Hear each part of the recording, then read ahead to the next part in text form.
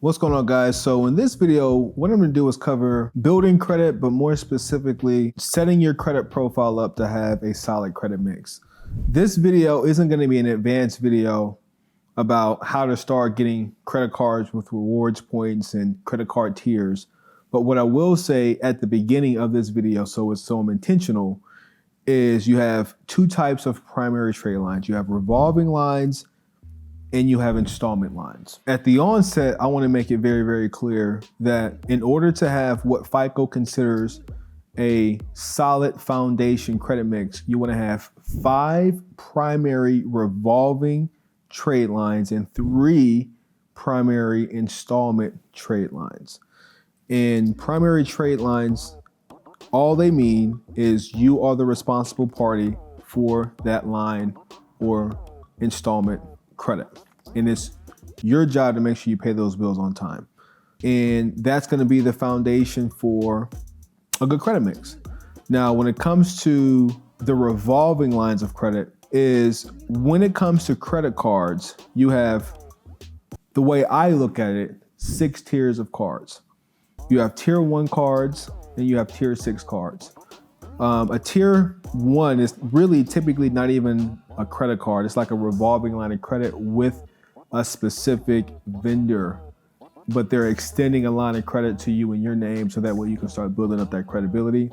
So you can't go from tier 1 to tier 6. You've got to go through the process. So in order for that particular part of your FICO score to be efficient, you want to make sure you have that credit mix of 5 revolving and 6 installment. And you know what? Here's the other piece of jewels I'm gonna give you guys now that I'm kind of flowing with this. I've said this before, and I'm going to continue to say, especially as it relates to your credit, because your credit is financial leverage, guys. That's really all it is. It's the American way. So there's 2 things that really separates the financial system in America from other systems. It's the credit system and it's the tax system. We won't make this about taxes, but I'm going to keep it on credit. And the reason why I'm going down this whole credit thing is because if you don't come from trust fund money, if your parents didn't come from money and they didn't give you money, then the next best thing is to be able to go out and get money to purchase real assets.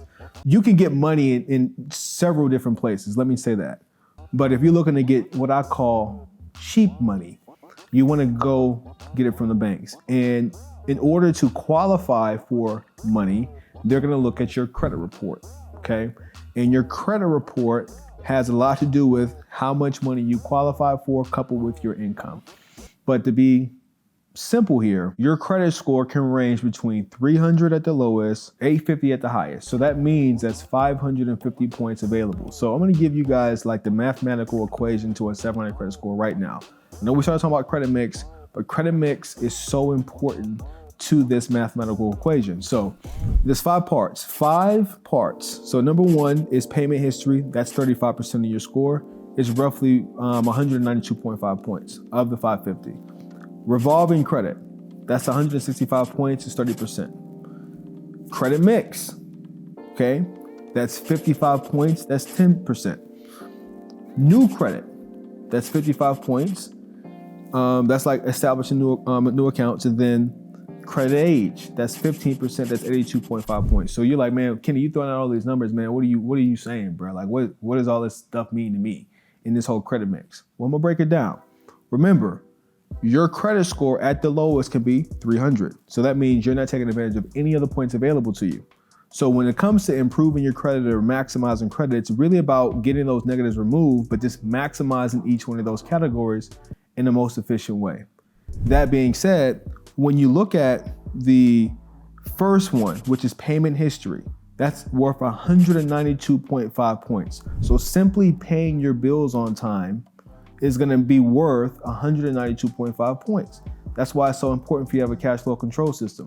So what's 192 plus 300? 492. Then you have the revolving credit. That's worth 30%. So here's where those 5 revolving lines of credit come into play. So when you have 5 revolving lines of credit, that's going to allow you to maximize all the points in that category. So that's worth 165 points.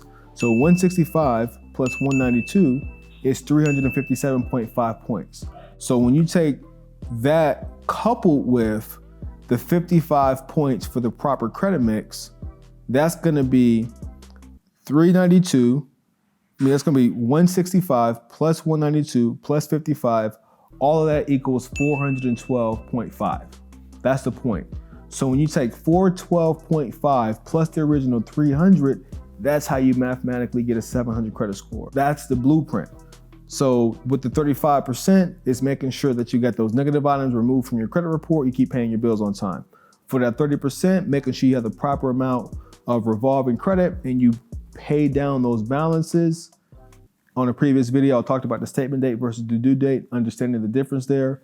And then I said the last part, which is the 55 points, which is making sure I have 5 revolving, 3 installment, all of that combined, 412.5, 412.5 plus 300, 712. That's the mathematical way you get a 700 credit score with the proper credit mix. And then now you can start establishing the other 2 categories of credit and going and applying for other credit and building from there. But that's how you do it. That's how you have a proper credit mix. So if you want to learn more about how to get into the weeds of building your credit and fixing your credit and really just getting the roadmap to where you can go out, improve your credit, position your credit file, get the money from the banks, go buy hard assets, register for my training. 95% of people fail to do when it comes to fixing your credit, and I'm gonna break it all down. I'll see you in the next video.